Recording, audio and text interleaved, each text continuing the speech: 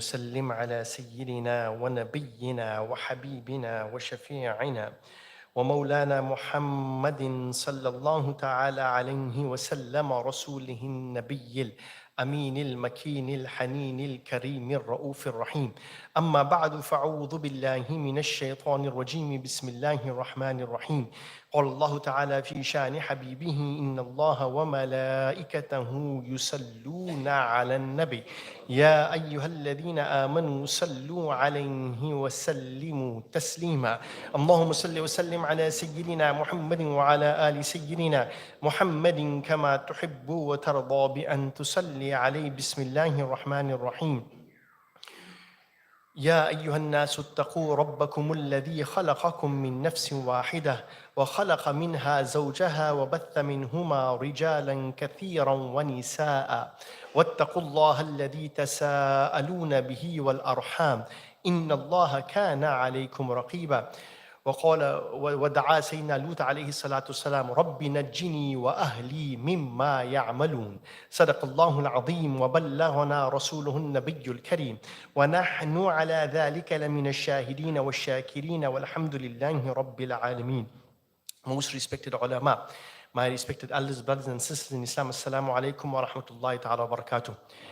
My discourse for this afternoon is on pink is not the new black and white. Bismillah ar-Rahman ar-Rahim.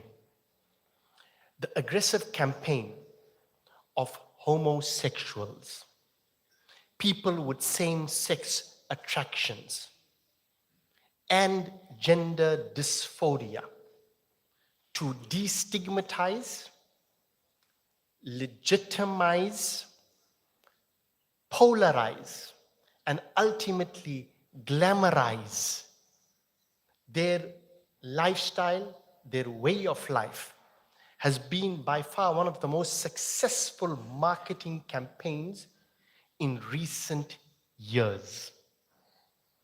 If you look at even more critical, more important, most fundamental agendas, like the issues of racism, like issues of economic inequality, like other political issues, like other social issues, in terms of the spectacular success of the movement of those people who are regarded as homosexuals or who suffer from gender dysphoria, has been so aggressive that it has eclipsed any other international campaign, and they have brought their agenda and their campaign to the center stage of global issues, whether it is political, whether it is financial, whether it is social, or whether it is cultural.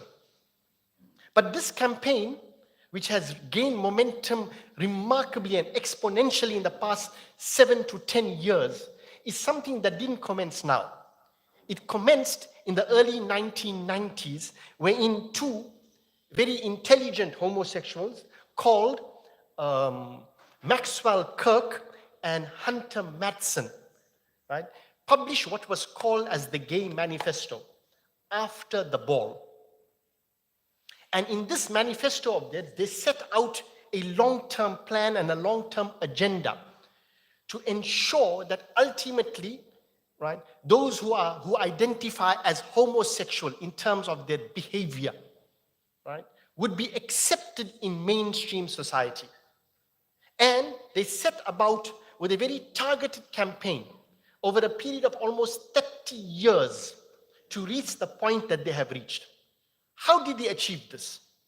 Number one, firstly, Kirk and Madsen called for homosexuals to speak out openly in public about homosexuality. So the more you spoke about it frankly, openly, without any type of embarrassment, over a period of time, people would be misled into believing that this is something that everybody talks about. Now, understand these people's background. Kirk and Madsen, respectively, one was a neuropsychiatrist, right? And the other was a marketing guru. Combining their abilities, what they did was understanding human psychology, how human mind works, and so on. The first step that they required of people who are homosexual to engage in was to start speaking openly about their predispositions. their sexual deviancy. And speak about it openly, frankly, say who you are, don't be afraid about what it is there, and don't make it seem as if this is something alien or sinful. In fact, you should make it seem as if everything is above board. In this way, the general public opinion that this was something that was frowned upon, that was prohibited in religion, that this went against human anthropology, or whatever the situation may be, right, would be diluted in one form or the other. That was agenda number one. And just talking about it and, starting up the conversation, whether it was, in terms of verbal communication, through media, right, through television and so on, there was over a period of time. People started appearing in shows, TV shows, right? They started promoting certain agendas and so on there, on so many platforms that it became mind-boggling after a while. So the first thing was to talk about it, to discuss it, and to bring it out in the open and try to normalize it in that way, number one. The second one was to portray people who regard themselves as homosexuals as victims. Portray yourself as a victim. Victims of circumstance and depression. And also victims of discrimination and violence.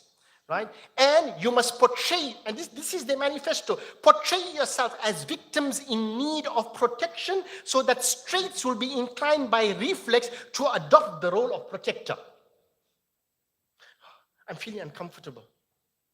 I'm not too sure about my condition. What you are saying is a bit hurtful to me. So what happens automatically, you go on the back foot. So they presented this case to say, look here, present yourself as victims of depression, circumstance, and in need of protection, which they did.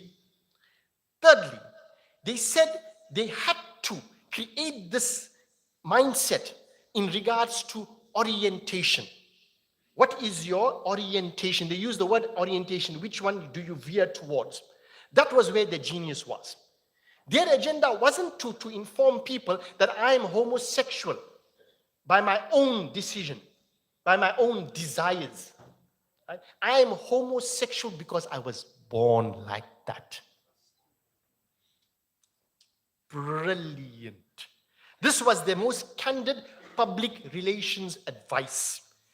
Right? He says, to suggest in public that homosexuality might be chosen would be a very bad idea. Because then the people in the religious groups would have a stick to beat you with. Oh, you did it by choice. But if you say, I am homosexual because I was born like that, eventually people will begin to believe that you are born like that. And just as it is normal to be heterosexual, it is normal to be homosexual. What must I do? I was born like that. Can I change who I am? Right? So what they said was it must be taught and people must be in a condition to believe. They were straight people must be taught that it is as natural for some persons to be homosexual as it is for others to be heterosexual. Wickedness and seduction and deviancy have nothing to do with it. So did you get it? First he starts speaking about it openly without any shame. Right? Secondly, go out there and present this thing here that you are a victim of circumstance, of depression, right? Of discrimination, and you could be, a victim of violence because of your predisposition. Thirdly, in terms of your orientation, don't say you did it by choice. Say I was born like that. So blame it on somebody else. Blame it on nature. So what must I do? I am in the body that I am in. I have these inclinations because it's nature, it's in me. I can't do anything about it. And number 4 or number 5, and this was very interesting. Firstly, they present it from a biological perspective. Then from a social perspective, they made sure that they must portray themselves as mainstream members of civil society. In this way here, what happens is that all we are asking for is nothing but everybody else asks for. We want happiness. We want happiness. We want to live a good life. We want to be good members of society. Look at us. We are good people. We volunteer at soup kitchens. We are there to help people if they have been injured. We are there out there fighting for the rights, in terms of in civic matters and whatever it is. We are there with you all the time in social interactions and so on. What's so wrong about us?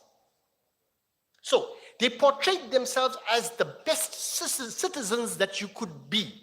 And in terms of the predispositions, in terms of the inclination, we were born like that. And look, we are open about it. We talk about it because we understand that this is not us. It is the way we've been created. So blame it on the creator, blame it on nature.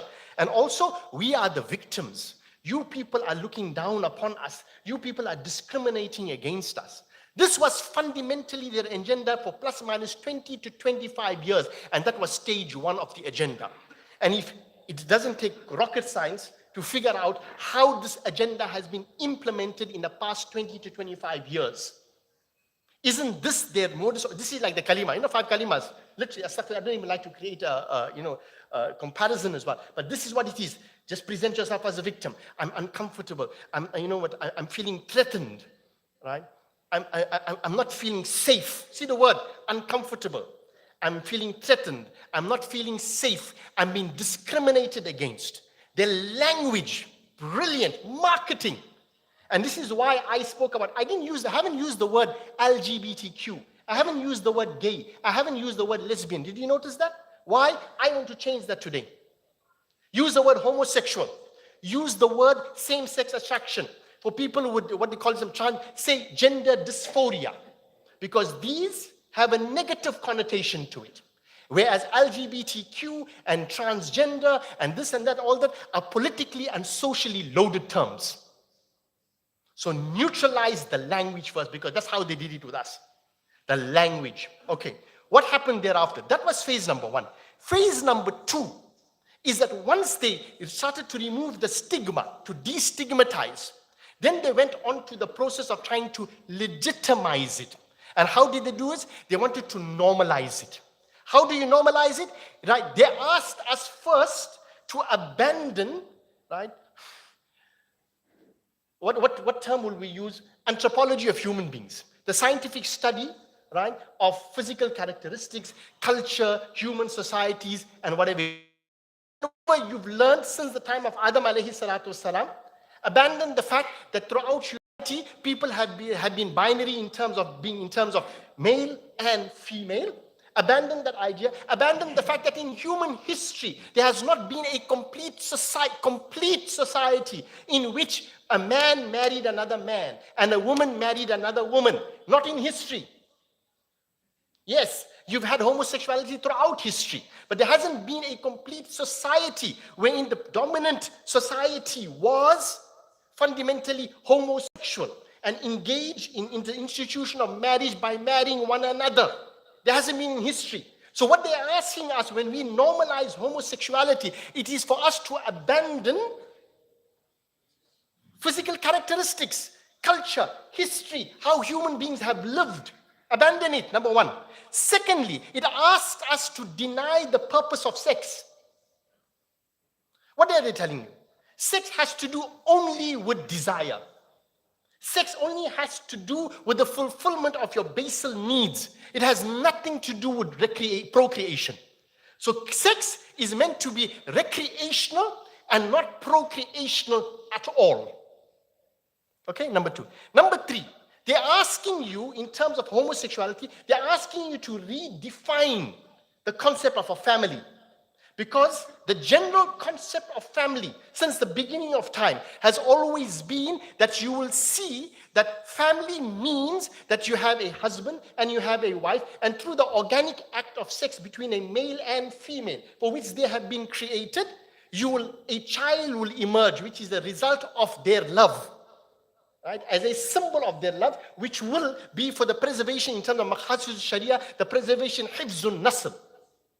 So they want you to abandon the whole concept of family and say, no. Family is not meant to be like this. Family can be a husband and a husband, or a wife and a wife, and we can have children through IVF.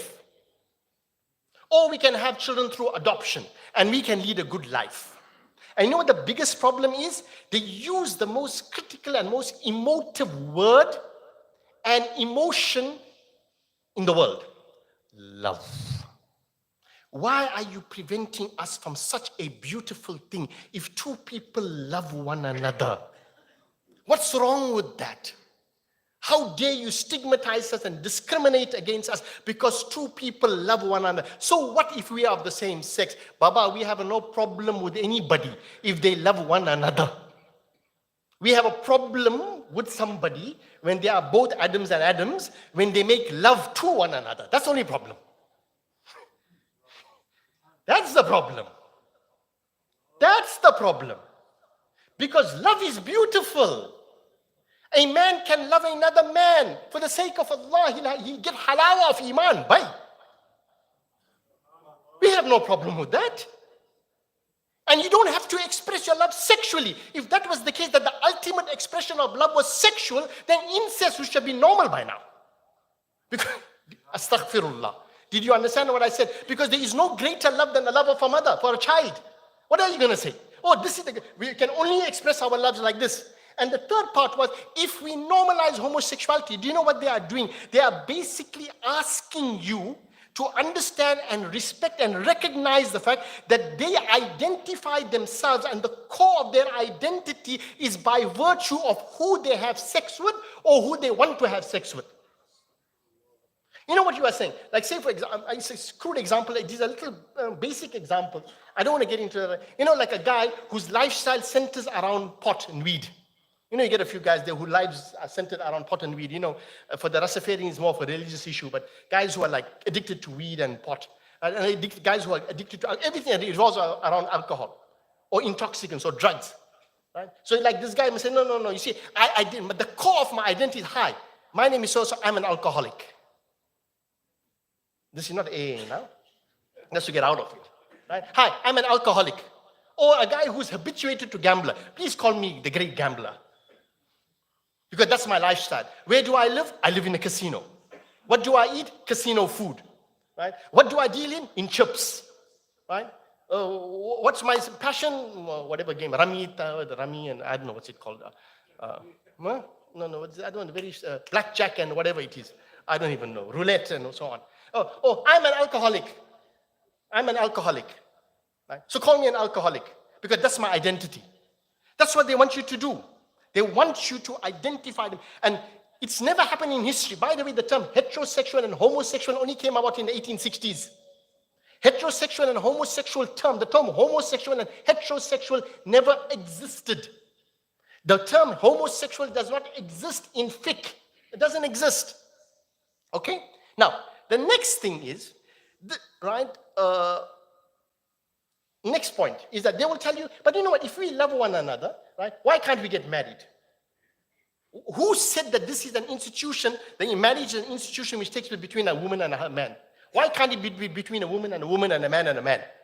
You know, when you are asking to change the very institution of marriage, what you are doing, right? No, it doesn't harm anybody. Are we harming anybody if we live together? Are we harming anybody if we engage in marriage? Well, what harm are we doing? Yes, you are doing harm. And how you are doing this, right? You are doing this simply because the whole concept of marriage, like I mentioned earlier on, is through an interaction between a man and a woman through the biological process through which children are born.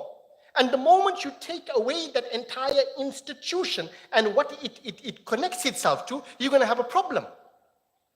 In the institution of marriage, when people are found in the bond of marriage, and they are married as husband and wife, if a man is unfaithful or if a woman is unfaithful, the social, emotional, cultural, legal repercussions of infidelity are so great, right, that it can destroy families and it can destroy communities. And from a legal perspective, it is grounds for divorce. Why? Because the husband was unfaithful. If every adulterer had to stand up and say, you know what, yes, I love so-and-so, although I'm married to XY, right? I love so-and-so, and the greatest expression of my love was to have sex with her. Why are you stigmatizing me for it? Go say that to a woman scorned. Go say that to a woman scorned. And tell me it has no effect, no harm on community. What happens if everybody decides, no, Adam is marrying Adam and Madam is marrying Madam? IVF, if I'm not mistaken, I hope any Guyanese are here. If I'm not mistaken, I came across an article where it said the chances of IVF succeeding is 1%. Anybody before I make a fool of myself? The chances of IVF succeeding are plus minus 1%. Who's going to be left? Who's going to be left? How many wombs are there for hire? Can you see what's going to happen over a period of time? Okay.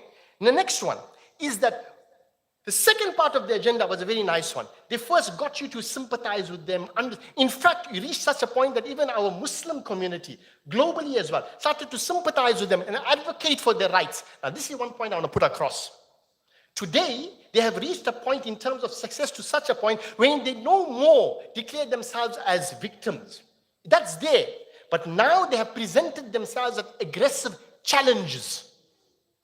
Right? And what do they want you to do? They demand that you not only recognize and respect them, but you promote them, you protect them, and you advocate for their way of life. And what they say? No, this is if you deny my sexual deviancy and you deny my sexual orientation, then you are denying my fundamental human rights and you are denying my constitutional rights, depending on the country that you are in. Unfortunately, we're not in Uganda. They had the courage to stand up. And of course, state-sanctioned sanctions from the moral police of the world immediately bang sanctions again. Since when you became the moral police? America. So what happened? This is an important point. Every human being, leave alone Muslim, recognizes the fundamental right of another human being. وَلَقَدْ كَرَّمْنَا بَنِي آدَمَ. You can be a fraudster, you can be an alcoholic, you can be a murderer, you can be a criminal in one form or the other, but your fundamental rights will never be ever taken away from you.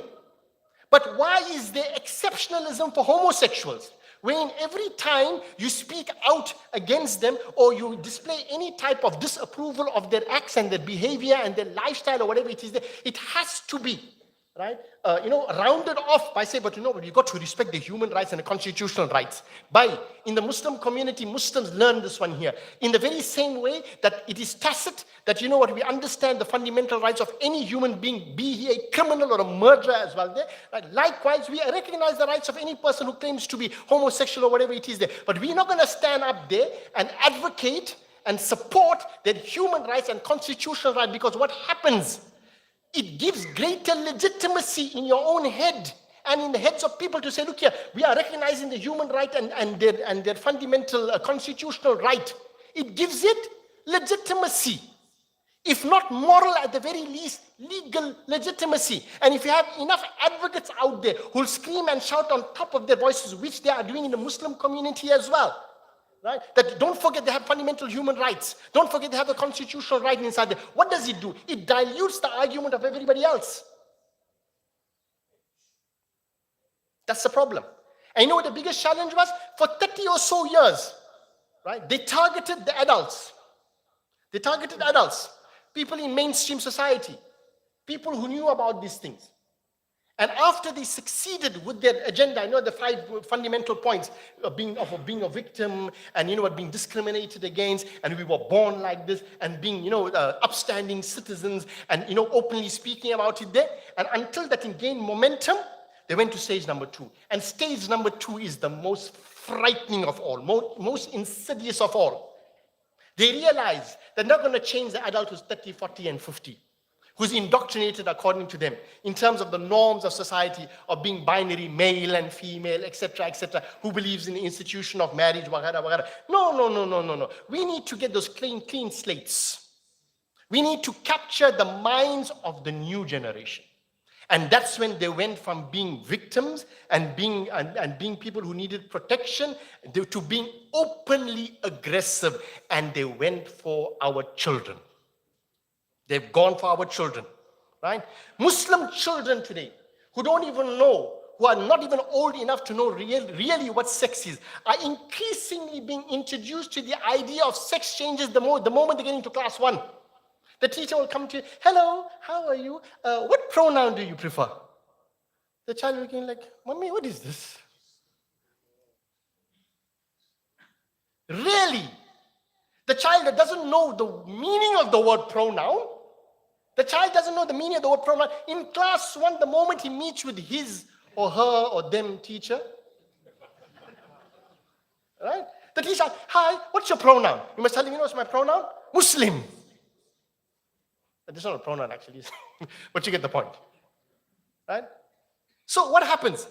They're being introduced to the idea of the pronoun, number one. Number two, you have guidance counselors who will come and tell you, and we're having this in our local schools, when guidance counselors never happened before. We have had major issues in terms of racism in this country alone. We know our apartheid history, right? We've never had a Black Lives Matter month in any of the so-called, Model C schools or the so-called previous white schools, having a Black Lives Matter month where we can understand people's culture of Xhosa, Zulu, this. No. But Gay Pride Month, whoa, wow. I've heard of schools in our area who have guidance counselors now who sit in the yard, in the school playground, and they can ask, are you having any issues of how you feel today? Do you feel like you're not a girl anymore, or you're a girl in a man's body, or a man in a girl's body? Rarely. I've had parents who've taken their children out of schools because of this. Guidance counselors, right? And then children are exposed to pornographic cartoons. Your children, pornographic cartoons in the school syllabus, which is sanctioned by the state. And if you look at practically, there's a minimum, according to GLAD, there's a minimum of 20% of characters in any movie, cartoon, or whatever it is, must be gay. Ask them, Hazrat, if I know my little bit of movie history, up until about 2017, just before COVID, blacks weren't even featured in Oscar awards, in the Academy Awards. Right? It was only after a big fight and this and that, I don't know who it was there, but eventually they got some recognition in the past 2 or 3 years, after 50, 60 or so years. And the homosexuals? Oh, hare bap. Ho. They've eclipsed the whole thing. America is lily white and gay. That's all it is. I'm just using the colors like lily white and gay. On pink. No black. Lily white and pink. No black. That's not an important agenda. The discrimination of Black Lives Matter Black Lives Matter may be a day at the very least. But Gay Pride Month, no problem. Now, let me go to... Now, none of this takes place necessarily with parental consent or knowledge. Teachers, if a guidance counselor comes to you and a teacher asks a child, do you feel that you are a girl trapped in a boy's body? And they use certain suggestive terms and they use basic psychology. I got psychologists sitting here. You know how quickly they can turn a person's mind.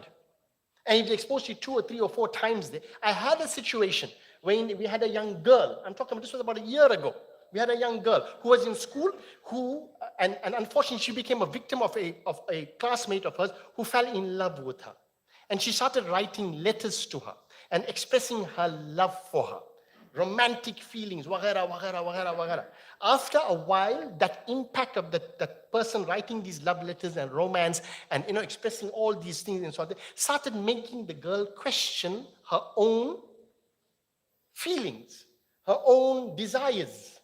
Because it eventually started becoming more and more overt and sexual and whatever it is, until the father comes to me in a state of absolute panic to say that my daughter now is questioning. And she's going to the point of flipping for the other side. And why? They use the strongest emotion in the world, love. And in love, you do the craziest things. Yeah. Right. We have to oppose these identities and the language that this community is using. We need to redefine the language. Do not say, I don't have time, that's why I'm going very quickly. Do not ever say anymore, gay Muslim and lesbian Muslim. You know why? You are conflating 2 identities. The identity of gay and lesbian doesn't exist within the Islamic paradigm at all. And moreover, like they will tell you, your biological sex, male or female, is today a social construct. This term gay and lesbian is a social construct. And by you saying gay Muslim or lesbian Muslim, you are actually affirming that this person identifying himself by his predilection or by his propensity to be attracted to somebody of the same sex. So deny that. Deny him that. Don't do it. Change the language. Tell him, sir, I'm a gay Muslim. Tell him, sir, a Muslim is one who submits to Allah. and somebody who calls himself gay has an attraction with somebody of the same sex, I think you're suffering from what you call same-sex attraction. Or call yourself who you are, a homosexual. No, I prefer to be called by my pronoun. Refuse to do so. Call them by their names. If his surname is, if the name is Thomas, say Thomas. Don't go into that. You don't have to be politically correct. Right? And our children need to be taught, just like these children who are results and products of these gay homes and so on, coming to a classroom, right? So wearing their gay pride proudly on their, I don't know where, but anyway, right? Teach our children to use the same modus operandi. Because if a child walked into a non-Muslim school, in a white school in America or South Africa, or for that matter, wearing a hijab, teachers would become very uncomfortable with this religious symbol of hijab. So likewise, play the game. When you see somebody proudly saying, I'm proudly gay, go up to the teacher and teach your child, ma'am, I'm feeling very uncomfortable. I feel that my identity is threatened. I'm feeling unsafe. Because this person shows that his sexual orientation is towards, if she's a girl, towards another girl. What if she comes and sexually molests me or harasses me in one form or the other? Bah! Freedom of expression. Ma'am, why am I denied my freedom of expression in terms of religious symbols? Or why do we have a gay pride flag in the classroom? Can't I keep my Quran on my table? Reverse it. Reverse it. You have no idea what's going on out there. No idea whatsoever. No idea whatsoever. And I'm just touching on a few issues here, right? The other thing is that in the Muslim community, and we've had this before, I've had people who are feral feminists, right? Who will oppose the concept or the idea of the permissibility of a man taking a second wife, but will stand up and scream on the rooftops advocating for gay rights. Fact. Fact. Number two is that if people are suffering from gender dysphoria, I don't know who I am. I'm transgender. You know what transgender means? I'm beyond gender. I'm neither male nor female. And you know what the problem is with this? فَلَا يُغَيِّرُنَّ خَلْقَ اللَّهِ. Do you know what the outcome of somebody who's a child who's 6, 7 years, 8 years old is? That when they are told that, do you think you're a boy in a girl's body or a girl in a boy's body? Do you know what is the next step? They will tell you, you can chemically alter who you are to feel more female if you think you are more female, or to feel more male if you think you are more male. Then they will suggest to you chemically, chemical changes, through beta, what they call this, puberty blockers and whatever it is, or surgical operations to change who you are. فَلَا يُغَيِّرُنَّ خَلْقَ اللَّهِ. The Quran speaks about it, of Iblis, and the first thing was tattooing. فَلَا يُغَيِّرُنَّ خَلْقَ اللَّهِ, according to the exegetes, refers to tattooing. Can you imagine how great this must be up there in the ladder in terms of فَلَا يُغَيِّرُنَّ خَلْقَ اللَّهِ, when you are using chemically or surgically, right, changing your sex, because I feel like I'm a male inside. If you hear some of the, and Brother Muhammad Limalia, mashallah, for once he was doing some good work. Right? Right? A 40-year-old man feels, look, I'm a 6-year-old. So we must respect how he feels inside. So he got adopted by a family in America, and he wears pigtails, and he's a 6-year-old. Oh, mashallah, thank you. Really? Really? I'm transracial. Right? I'm a black person in a white person's body. The only thing that I know which is legitimate, if somebody tells me I'm trans-Muslim, I say, I agree with you. You're either a munafiq or you're a kafir. There's a term for it. You're a munafiq or you're a kafir. No, this is what I feel like inside my body. Kya bakwas? What is this supposed to be? But the problem is, your children, it's being shoved down your children's throat. And you have no real control over it whatsoever. The juggernaut of this campaign, which is a global one, has hit us so badly. And Muslim communities can't even cope with it. We haven't had one. And the best part is, for once, we need to ally ourselves to a certain degree with people of other faiths who are not subscribing to this. You'll be shocked. Parents are too afraid to speak out about it in school. We as Muslims need to speak out about it. And others will join you, even if it is silently, they will join you. Because let me tell you something, if they are not afraid to speak out about it and open to speak about it frankly, go ahead, apply their agenda, beat them at their own game. Right? Speak about them. The next time there's a gay parade march there, go out there and say, you know what, we are fearing for our lives. That these people will create drama over here, or there'll be loud music, right? Create an objection. I'm feeling unsafe. And people are exposing themselves inside here. With their clothing and whatever it is. Go out there and do these things, because that's the only way to fight fire with fire. And the other issue is, in our community, there will be people who may have these issues because they're affected by it in one form or the other. Right? We need to deal with them in a very respectful manner in the private space. But in public spaces, we should not get into the habit and the tendency, which is very often in our Muslim community, right, to accommodate those activist types who will stand up and say, well, I will stand up for my right to be in a masjid and you can do nothing about it. And I demand for my space in a public place like a masjid. The moment you're going to open up that door, if you thought our conservatives who don't allow women in the masjid are bad, and it was difficult, this one here is going to be practically impossible. Be very careful about that. And remember one law. Right? Ma'loom min ad-din bid-durura. Anybody who believes that homosexuality is not prohibited in Islam. Anybody who believes that homosexuality is halal in Islam and rejects the fact that Allah has declared it and His Rasul have declared it haram in Islam is out of the fold of deen. And this is by consensus of all schools of thought. You may have feelings, right? You cannot judge you by your feelings. The moment you act upon it, and if the procedure is followed from a legal perspective, like it is for adultery, then you will be held accountable. In the three schools of thought, it will be the same punishment as for zina. Imam Abu Hanifa said there's a judge's discretion about the matter. And I understand the concept in where he came. He came from a legal perspective in terms of usul, not in terms of being, compassionate or no, from a legal perspective in terms of usul.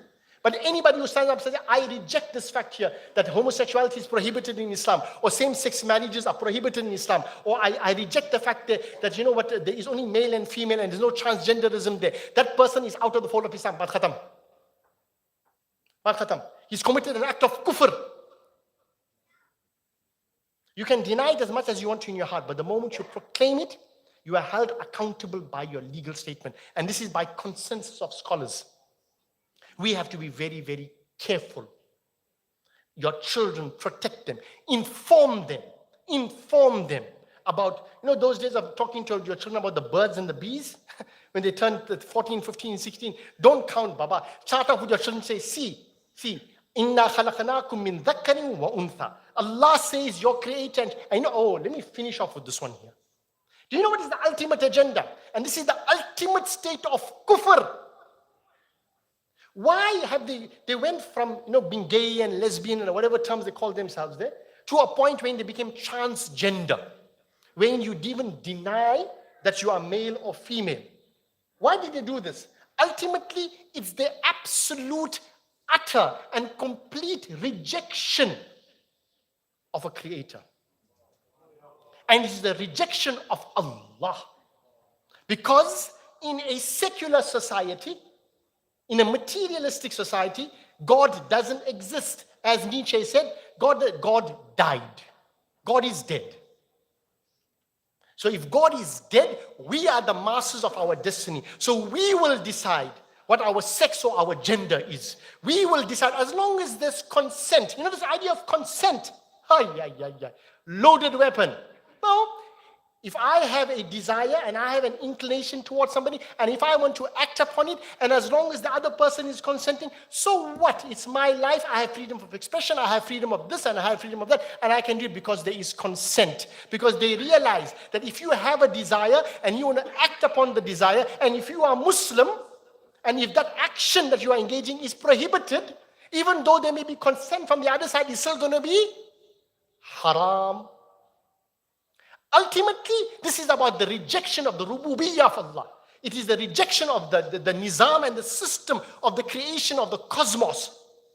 Ultimately, it's the rejection of the existence and the being of a creator, Allah. وَلَا تَكُونُوا كَالَّذِينَ نَسُوا اللَّهَ فَأَنْسَاهُمْ أَنفُسَهُمْ. Gender dysphoria. فَأَنْسَاهُمْ أَنفُسَهُمْ. They forgot themselves. You forgot who you are. You forgot. فَأَنْسَاهُمْ أَنفُسَهُمْ. There, you forgot who you are. You forgot that you are Abdullah. You forgot that you are Makhluk. You want to become Khalik. You want to be the creator of your desires, the creator of your actions, the creator of your gender, the creator of your genital, everything. You want to be the creator. You will define how your child will be born. You will define whether you use IVF. You will define what marriage is. You will define what family is. And you know the best part is, like the 1% of the world, the richest of the 1% of the world, control the economic agenda of the world, and everybody else has to fall in line. Similarly, from what I can see right now, that 1% of those people who identify with all of this deviant behavior want to control the social and cultural agenda of the world. And so far, they're succeeding. Like you have the 1% that controls the economic agenda, this 1% now controls the social and cultural agenda of the world. If you think I'm lying, look at it from a political perspective. Look at it from a social perspective. Look at it from a cultural perspective. And you'll see that is exactly what is happening. Allah grant us Soofie and Hidayah, inshallah. Wa ma alayna ibala.